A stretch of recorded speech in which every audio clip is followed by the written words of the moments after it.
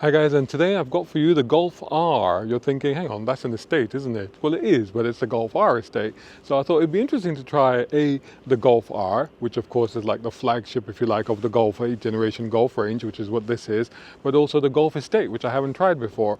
Now, I'm at a car event. I'm here at the British Museum Gaydon. I'm here with Volkswagen to drive some of their cars. So I won't give you a detailed review of the car. I won't look at the rear space because inside is pretty much like most Golf, but I will show you the boot space. I'll just show you a quick look around the car. All the specs and everything will be on the screen, so you can check those out there. But let's have a look at it. I'll be quite keen to try this. Now this has, compared to the GTI, say the Club Sport GTI, this one's got about 20 more horsepower, 20 more Newton meters of torque, and the 0 to 60 time is about a second quicker on this one than it is on that. It's a 2-litre now, so that's what that is, but it'll be interesting to try it. So let's have a quick look around it and then we'll take it for a drive. That's the most important thing, right? A brown car guy.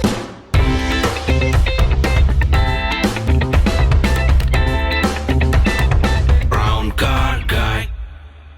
So what I like about the R is the very clear identifiers that you have here are this kind of R motif that you've got there on the front of the car. Otherwise it does look like standard Golf. Wheels are pretty cool, and also this is interesting because you've got the R in the middle in the hub of the wheel, but also on the blue, I suppose, color matching brake calipers as well. And of course it's picked up a little hitchhiker. Another R there, plus not color coded mirrors, but actually silver, well, flat silver. And then at the back here you've also got another R there. Let's have oh, I see, it's not the badge on this one. And that takes a bit of doing. Don't know why that took so long. Maybe it's powered, that's why. Sometimes when you overpower the powered aspect of it, and again, I'm having the same problem with that. Oh, okay. So this is, oh, I see. This is it's a clip thing. There you go. And you have seats there. You have the lever there to put the seats down. Tons of room in the back here. Not as much as you might expect from a classic estate car, but certainly in terms of what estates are like today, that's plentiful. Loads of room under there as well, plus you've got pockets, you've got lights, you've got power supplies as well, split folding seats, hooks, so very, very practical in the back there. And I think that maybe this did have, oh no, it doesn't. No, it doesn't. That's just a motif there of some kind. Anyway, that's the boot. This is the rear, and it has a kind of traditional, you look at this, sort of almost a tartan aspect to the trim there. This is cloth. I think this is almost like a kind of suede Alcantara, and then this is leather style stuff there. But very spacious. There's also center armrest as well. Like I said, I won't do the sit-in and full review because a Golf's a Golf, and I have done the Golf GTI with a full review on that one, so you can check that out as well. And here we are in the front. Look at that carbon trim. Nice. Pretty nice in there. Pretty standard stuff. Right, let's give it a go. Hey, are you enjoying this video? Then make sure you hit the like button. It's very important. Plus, comment, share, and make sure you're subscribing. Okay, so let's give this a go. What mode are we in here? We're in comfort at the moment, so let's leave it in comfort. Oh no, good. So, oh, did you hit race? Drift. It's got drift mode. Sadly, I don't think we'll be trying drift mode today. It just came up there. There it is, drift special. Nürburgring. Oh my god, individual, sport, comfort. The exhaust note definitely gets louder when you put it into sports. I don't know if you can see on that camera, but these paddle shifts are different on this one. They're like blades on this car. So we're going to stick it in comfort for now. And otherwise, everything else here is straightforward. All the controls, exactly as if you're familiar with the new Golf. Carbon fiber stuff is extra, but other than that, it's pretty much as you would expect. So let's put it into drive because that normally helps. And then it just comes off the handbrake, or obviously automatic e-brake, handbrake, whatever you want to call it. So let's head out of the British Motor Museum at Gaydon. Now turn left. Oh my goodness, you're a bit loud. Let's see, I'll turn them down a bit. And we'll see what this is like. There's a little bit more, because this is the estate version, so I'm guessing a bit longer. And just having jumped out of a Golf GTI Club Sport just now and into this, you can immediately sense that you've got more car behind you. And you can also feel it. And there's maybe a little bit more of a sense of a longer body behind you, if you see what I mean. You kind of get that sense immediately. So it is very interesting. But the question is, what is it going to be like, you know, when we start to enjoy it? So even with the, this is in normal mode, don't forget, but picks up speed very, very quickly actually. I mean, you know, that's like, without any effort whatsoever. Manual changes are nice. I'm going to leave it in drive at the moment to see how the gearbox is, as it is for now. Steering is good, light.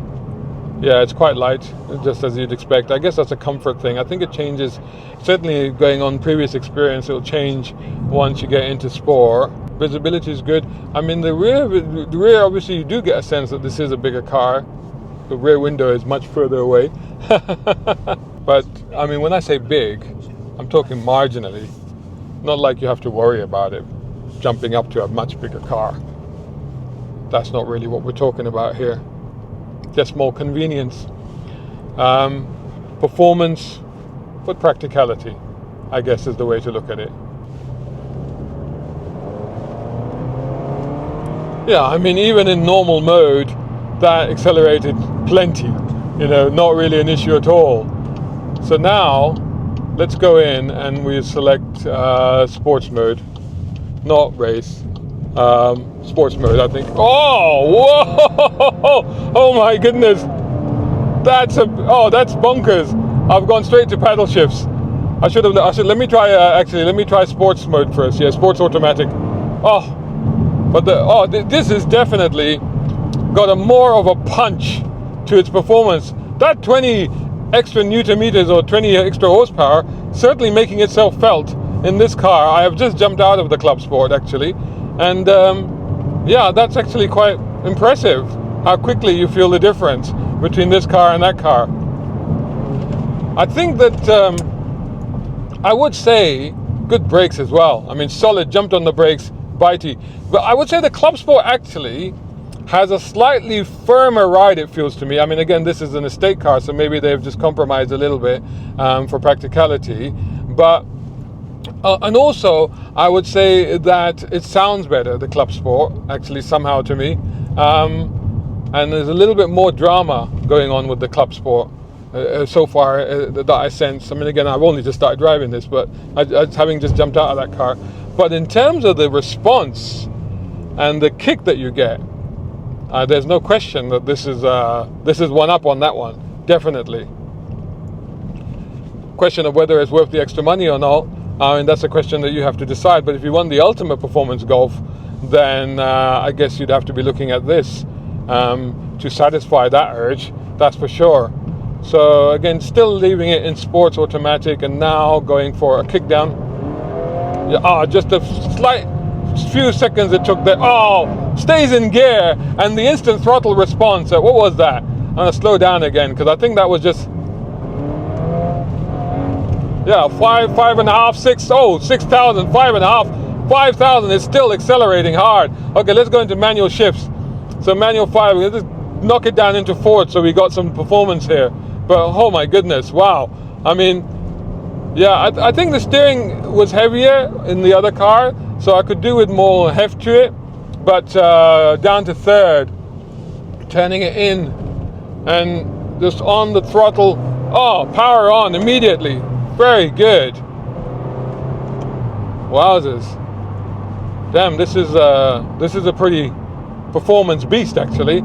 You know, it's almost like if you were thinking of getting a GTI or even a Club Sport GTI and then you were thinking, okay, I'm going to modify it to get more power out of it, you might as well not bother. You might as well just go, you know what, just save a bit more and get this because you'll have it straight away.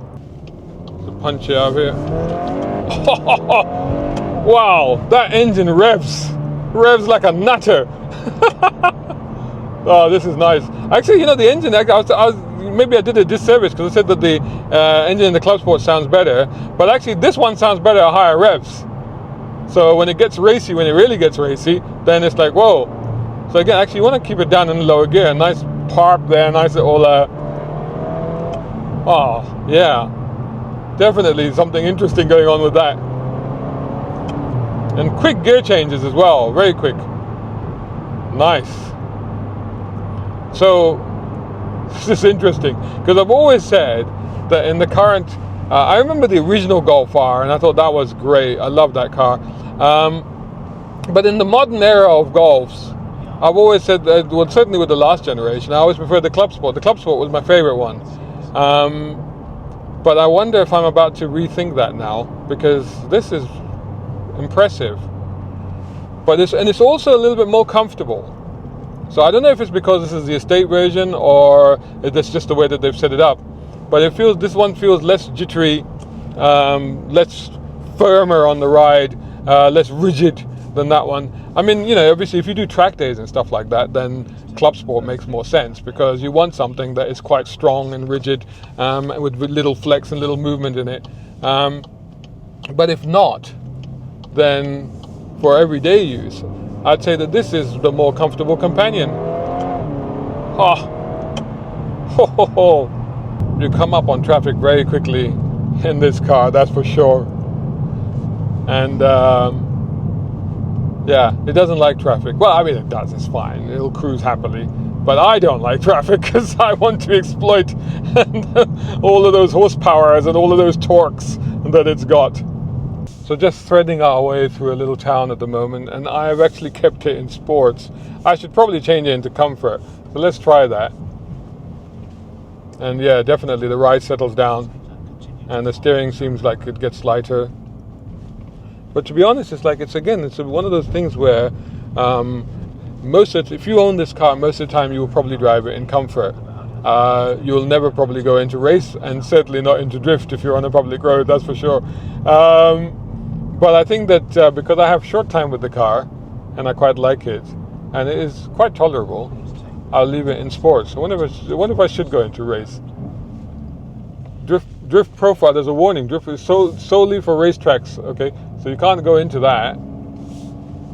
What mode am I in now? Hang on. So I'm in race mode now. Wonder if that makes any difference. We shall see.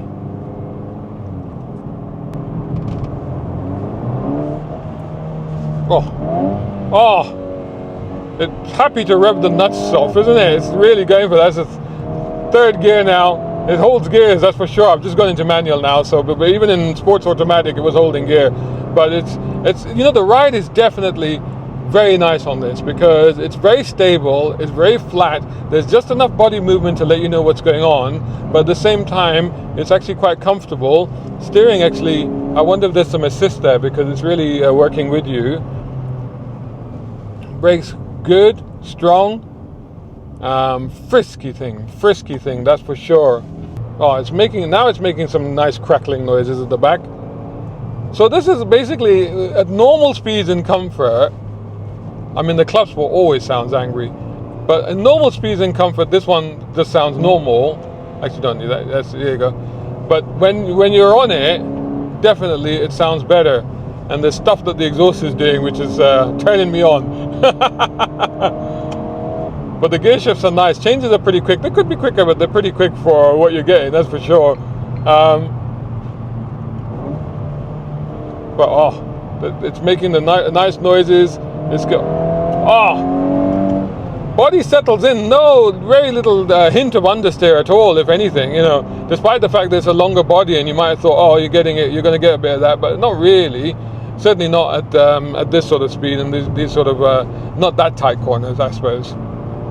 But gosh, it's demolishing these roads, that's for sure, with ease.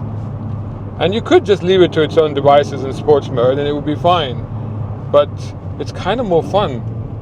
And it's just the noise it's making is very satisfying at those sort of speeds. Anyway, let's put it back in sports. Let's put it back into drive. It changes up immediately. Let's go into sports. Like I said, we have a short. Normally, you'd leave it in drive and let it change up for better economy and efficiency. But we have short time with the car, so we're just gonna make the use of it as much as possible. So that's what we're doing. But yeah, so there you go. Performance, practicality, and comfort. So again, regular GTI, good enough for 99.9% of people. Want something really hardcore and racy and sharp that you're gonna go a bit crazy with, maybe do track days, Club Sport. If you want something with more power and significantly more go than Golf R, in hatchback form, I guess, if you're gonna do Club Sport, track days and stuff like that. But if you just fancy having something with more performance for daily use, then go for the Estate, because you got the extra practicality, you got the extra usefulness, and yet you still have the mental performance. So there you go. There's my review of the Golf R. Is it my new favorite of the breed? As a daily driver, yes. I'm going to say yes. I think it is. Let me know what you think in the comments below, and I'll catch you in the next video. Hi guys, I've been writing. This is my first book, a novel, an all-out action thriller, and this one is a collection of 13 stories I've written over the course of 2 decades. The Ulysses Files and The Quantum Races by BC Guy are out now on Amazon.com. Shout out time, guys. Thank you so much. Hey, if you enjoy my content, why not get involved? Buy me a coffee. You can do that at either of these links. Or if you're watching on YouTube, buy me a thanks or take out a membership. It all helps. It really does.